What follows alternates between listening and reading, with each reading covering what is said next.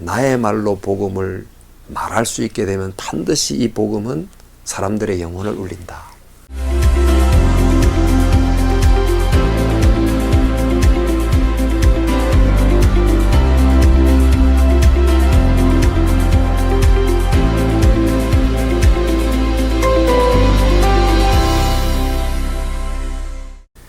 이제 그 새로 목회를 하시는 분, 그러니까 후배 목회자들을 향해서 목사가 된다는 것,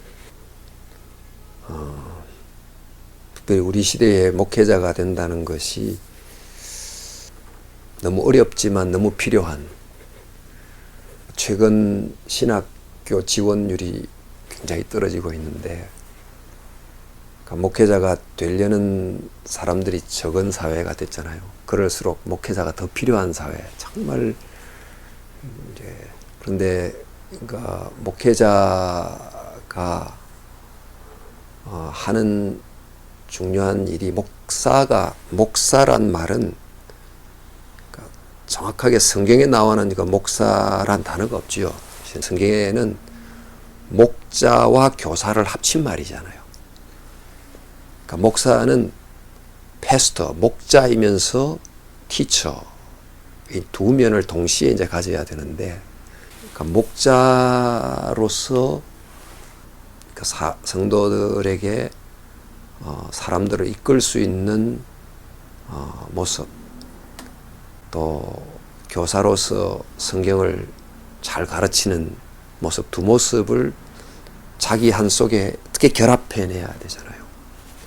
그러니까 말씀을 가르치고 또 삶으로 말씀을 보여줘야 이렇게 패스트가 되면서 티처가 되는데, 세상의 선생들은 지식을 티처만 하면 되지 그걸 가지고 패스트롤링은 하지 않잖아요. 그러니까 말씀으로 이끌어가야 되니까 이게 참 굉장히 힘든 거죠. 그 성경이라고 하는 그 깊은 우물을 파서 그 우물 속에서 신선한 물을 퍼올릴 수 있는 그런 능력을 일단 가지는 게 굉장히 중요하다. 근데 저도 설교를 하면서 그 성경을 깊이 보고 또 통으로 바라볼 수 있는 눈을 가져서 자기가 깨달은 말씀으로 성도들을 먹일 수 있는 그런 능력을 갖추는 것이 굉장히 중요하다는 생각을 합니다. 그저 성경을 여러 번 읽는 게 아닌 성경 신학의 도움을 얻어서 성경이 한 큰 그 구슬에 꿰이는 목걸이처럼 하나님 나라든지 성전이든지 언약이든지 어떤 핵심 성경의 주제를 가지고 성경 전체가 뚫리게 보일 정도로 정말 성경 속에 푹 빠져라. 그러니까 최근 성경 신학의 르네상스라고 말할 정도로 성경 신학에 관한 좋은 책들이 너무너무 많이 나와 있기 때문에 성경을 깊이 공부하는 노력을 게을리하지 말 것을 좀 부탁하고 싶고, 내가 깊이 발견한 내용이 있으면 그것은 반드시 호소력을 가질 수밖에 없다. 그러니까 성경은 진리이기 때문에 우리 팀 켈러 목사님도 그렇습니다만, 그분이 스피치도 잘 하시지만 다른 사람보다 성경을 정말 깊게 보고 사회와 엮어내는 탁월성이 없었으면 오늘날 팀 켈러는 존재하지 않을 텐데, 내가 가지고 있는 내 능력 안에서 최대한 성경을 깊이 볼 수 있도록 노력해야 되는데, 나는 그런 탁월성이 없다 할지라도 성경에 대한 핵심에 접근할 수 있도록 도움을 주는 자료들이 이미 이제 너무 많은 것이 나와 있으니까 성경 신학의 도움을 얻어 성경을 깊게 바라보고 그것을 나의 언어로 만들어낼 수 있는 노력을 꾸준히 하면, 나의 말로 복음을 말할 수 있게 되면 반드시 이 복음은 사람들의 영혼을 울린다. 이제 그러면 나만의 색깔을 가진 나의 언어를 가지고 복음을 말하면 내 말을 들을 사람은 반드시 있다 생각을 합니다. 그래서 다른 테크닉과 뭐 교회론에 대한 여러 방법론이 아닌 복음이라고 하는 핵심을 정확하게 나의 스타일로 만들어 전달할 수 있는 노력을 꾸준히 하면 목회가 된다 하는 생각을 하고 그렇게 말하고 싶네요. 예. 그 시대의 교회가 좌로나 우로나 치우치지 않고 가기가 힘든 것 같아요.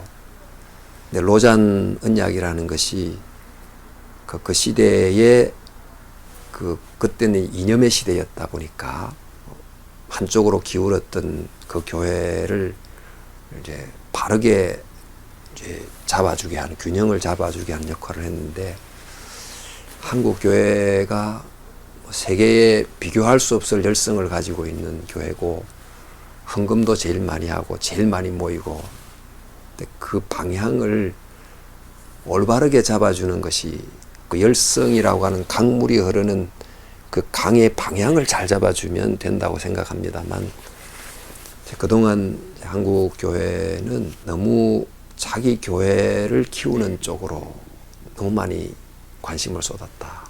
그리고 그 성도들도 신앙을 적용하는 범위를 너무 교회 쪽으로만 국한시켜 왔다.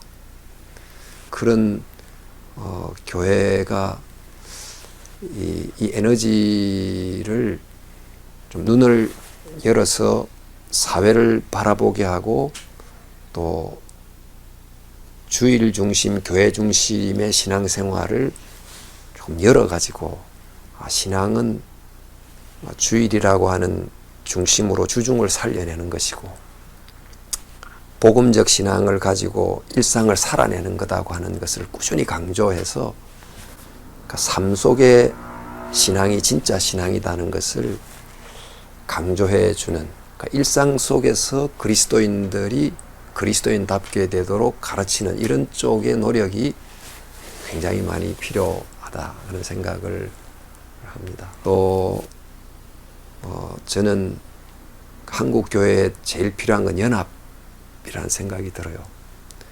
한국 교회가 진리에 대해서 가진 생각이 너무 교리, 명제를 중심으로 이 교리적 진술에 따르면 진리고 비진리고 이런 굉장히 협소한 진리관을 가지고 있고, 그러면서 진리를 지킨다는 이름으로 더 큰 주님의 명령인 사랑과 하나됨을 깨뜨려버린, 장로교만 해도 뭐 200개, 300개 교단이 생길 정도가 된 이런 한국교회 현실에서 제일 중요한 것은 경쟁하지 말고 복음으로 연합되는, 팀워크를 하는, 이것이 굉장히 중요하다. 이제는 교단을 넘어서서 복음이라는 공동 가치를 가지고 목회자들이 서로의 은사를 따라 하나가 되고 통일이 되는 이런 일이 우리 한국교회에 굉장히 중요하다는 생각을 합니다.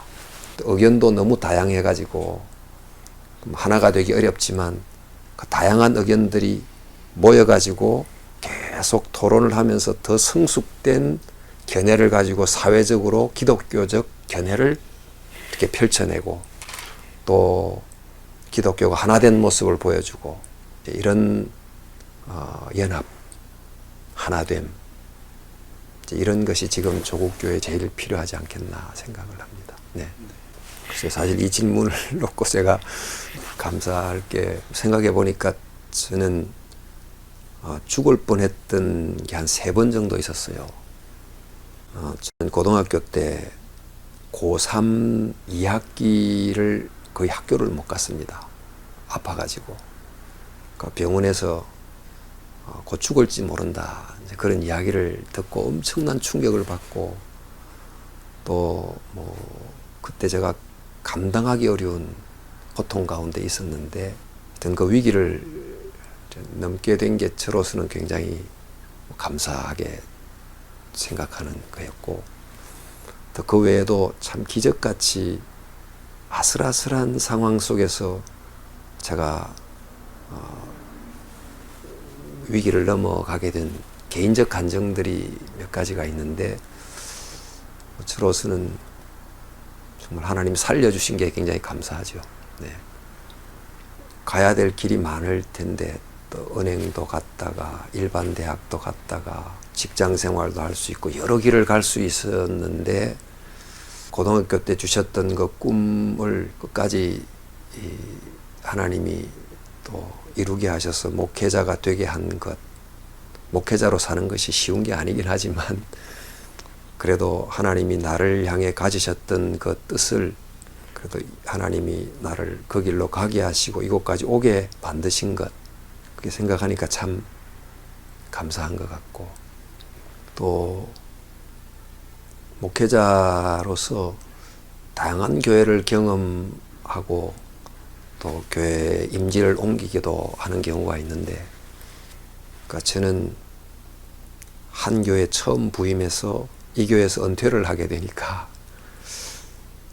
그러니까 처음이자 마지막이 되는 한 교회에서 제 삶의 많은 부분을 목회자로 섬기다가 뭐 은퇴하게 될 것 같은데, 그것 또한 감사하다 생각이 듭니다. 꼽아 보니까 그런 생각이 드네요. 네.